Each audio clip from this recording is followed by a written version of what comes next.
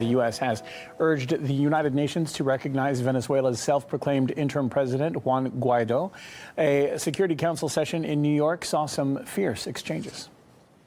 We're here to urge all nations to support the democratic aspirations of the Venezuelan people as they try to free themselves from former President Maduro's illegitimate mafia state. Comprehensive picture of human misery and degradation from which only the corrupt Venezuelan elite are able to escape.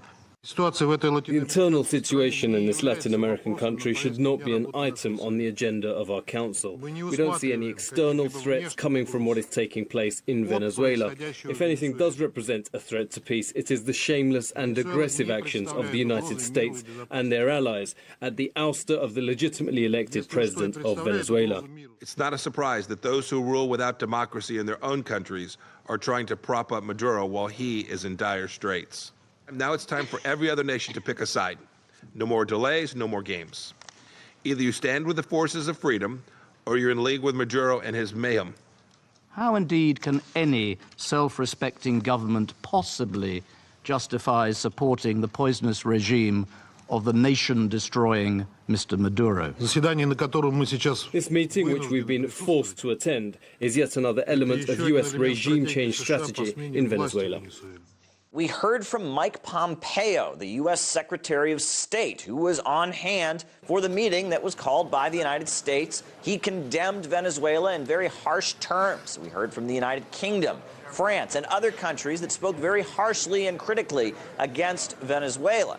Then we heard from the Venezuelan foreign minister, who took to the floor to defend himself and to defend the country. If one of you can tell me in which article and in which provision of the United Nations Charter you can find the legal basis for the self-proclamation of an individual who wasn't elected by anyone as president of the Bolivarian Republic of Venezuela, then we can open a discussion on the legal aspects, but I don't think that will happen. The United States is not behind the coup d'etat.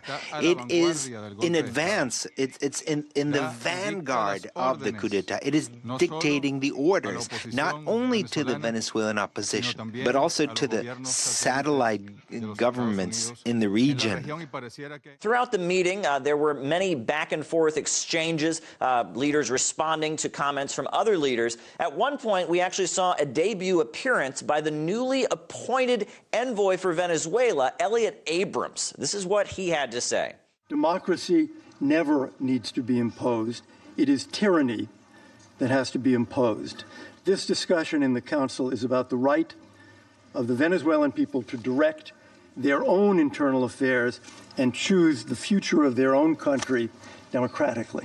Elliot Abrams was just appointed as the special envoy of the United States to Venezuela, and he has quite a record when it comes to Latin America. He was, in fact, convicted of giving false information during the Iran-Contra scandal. He was convicted because apparently he gave false information covering up U.S. covert support for extremists and terrorists in Nicaragua that sought to bring down the Sandinista government during the Civil War. Furthermore, Abrams was apparently heavily involved in the 2002 coup attempt in Venezuela to remove Maduro's predecessor, Hugo Chavez. It's also important to note that while a number of countries are recognizing Juan Guaido, this individual who declared himself to be the interim president of Venezuela, and a number of countries are still recognizing and standing by Nicolas Maduro, the elected leader, there are some countries that are giving kind of an ultimatum and saying that they want a new election within 8 days, even though Venezuela's constitution does not provide for that to take place. Now, the Russian ambassador to the UN addressed those giving this ultimatum. This was his response. It's a very strange way that you're proposing to prevent this crisis.